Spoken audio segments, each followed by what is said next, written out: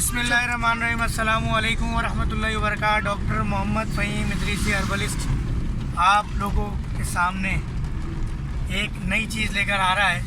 ये झाड़ियाँ आपने अक्सर देखी होगी, हमारे जितने भी जंगलात हैं या गैर आबाद इलाके हैं, क्योंकि जहाँ जहाँ आबादी हो जाती है वहाँ इन झाड़ियों को काट दिया जाता है। ये झाड़ी, इसके बारे में जो तारीख़ मिलती है वो ये मिलती है कि ये जब पाकिस्तान और इंडिया का क़याम अमल में आया तो यहूद और नसारा की तरफ से ये पूरे हिंदुस्तान के अंदर ख़ास तौर पे पाकिस्तानी इलाकों के अंदर फेंका गया हवाई जहाज़ से एक बीज था, जो कि जहाँ झाड़ियाँ बन चुकी है। ये इतना जहरीला झाड़ी होती है ये कि इसके अतराफ़ में अगर सेब का दरख्त भी हो और कितना ही मादनियात से भरपूर, विटामिन मिनरल से भरपूर कोई दरख्त हो, प्लांट हो, तो वो भी बेअसर हो जाता है और जहरीला हो जाता है। और ये पानी जो है वो चूस लेता है, पानी यहाँ पे अतराफ़ में ज़ेरे ज़मीन पानी को खुश्क कर देता है।